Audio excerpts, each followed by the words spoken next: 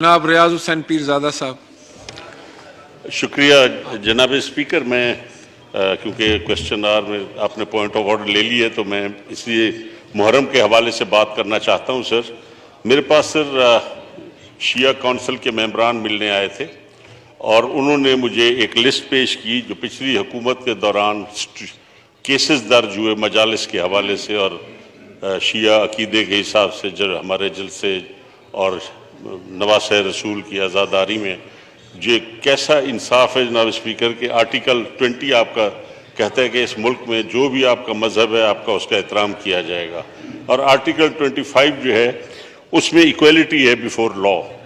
आप टीटीपी के साथ तो मज़ाकरात कर रहे हैं, जो घरों को उजाड़ते हैं, जिन्होंने फ़िरका वारियत की, जिन्होंने बड़े बड़े लीडर्स को शहीद किया, और स्केड्यूल 4 जो है वो आपने गरीब आज़ादारों के लिए जो बदमाशों के लिए लॉ कानून बनता है उसमें आप उनको चालान कर देते हैं। तो इंटीरियर मिनिस्टर साहब भी बैठे हैं, मैंने चारों चीफ सेक्रेटरीज को लिखा है एज मिनिस्टर ह्यूमन राइट्स कि आप इस किस्म के पर्चे ना दें और सिर्फ एक आधा घंटा मजलिस आगे चली जाए, एक थोड़ी सी देर की रुकावट करे तो शेड्यूल 4 में चला जाता है आदमी और 3-3 साल उनको खुआर किया जाता है। जनाब स्पीकर, ये कुछ कम से कम चीफ सेक्रेटरीज को और आईजीज को सोचना चाहिए कि ये नवासे रसूल की आज़ादारी है।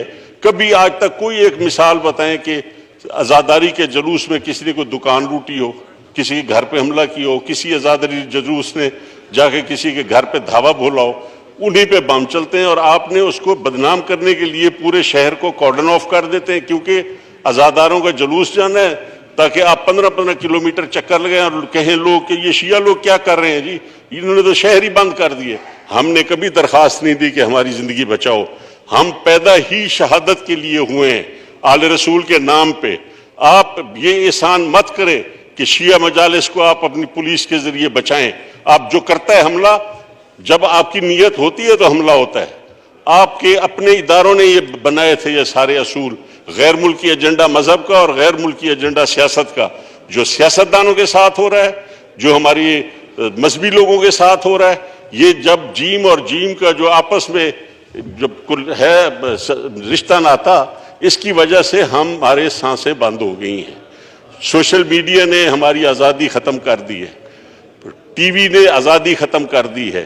जनाबे वाला कानून, जब भी एक नया कानून बनता है एक नई ब्लैकमेलिंग, एक नया रिश्वत का दरवाज़ा खुलता है और कानून बनाई जा रहे हो और लोगों को अजाब में मुब्तला कर दिया है। जनाबे वाला, ये मजहबी आज़ादी और ये इंसानी हकूक़, जब इंसान पैदा होता है तो अपने इंसानी हकूक़ के साथ ही वो पैदा होता है, उसको कोई नहीं बता। ये असूल कुरान ने और हमारे नबी अकरम सल्लल्लाहु अलैहि वसल्लम ने और इस्लाम ने आपको दे दिए हैं। ये असूल, कोई कानून ऐसा नहीं है कि आप अगर नबी अकरम सल्लल्लाहु अलैहि वसल्लम के वक्त में ईसाई और मुसलमान और सब मदीने में अगर रह रहे थे तो वो उस पाक ज़ात की मेहरबानी से और उनकी रहमत के साए में रह रहे थे।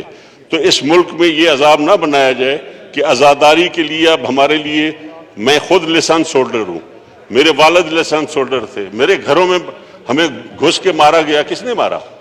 और हमारी सराइकी इलाकों में तो हमारे मेहमान खानों के दरवाजे नहीं होते और घर का जो तहफ़्फ़ुज़ है वो बुनियाद है अपने घर की चार दीवारी आपको हज़रत नबी अकरम सल्लल्लाहु अलैहि वसल्लम ने खुद अता फरमाई है। कहीं बलोच, सिंधी, पठान, हम रिवायतों वाले लोग हैं, हम जुड़े हुए लोग हैं। कभी ऐसा वाक़या नहीं होता कि कोई बलोच किसी बलोच के घर पे हमला करके मारे, पठान के घर पे हमला करे। अगर लड़ते हैं अदालतों में लड़ते हैं, सड़कों पे लड़ते हैं, लेकिन ये कैसा निज़ाम है पाकिस्तान का कि घरों के अंदर और सराइकी इलाकों के मेहमान खानों में घुस के मारा जाए और फिर अदालतों में। मेरे वालिद का मर्डर हुआ, मैं एक दिन के लिए न थाने पे गया न मैं अदालतों में गया। मुझे यकीन था कि ना मुझे वहाँ से इंसाफ मिलेगा और ना यहाँ से मिलेगा। और वो अल्लाह ताला ने मेहरबानी की, जब पहला मिसाइल फायर हुआ मीरम शाह में गिरा तो मेरे वालिद के जो 2 कातिल थे वो उसी मिसाइल में मर गए थे। मैंने अल्लाह पे छोड़ा, लेकिन ना मुझे अदल मिला ना इंसाफ। और पाकिस्तान कैसा मुल्क है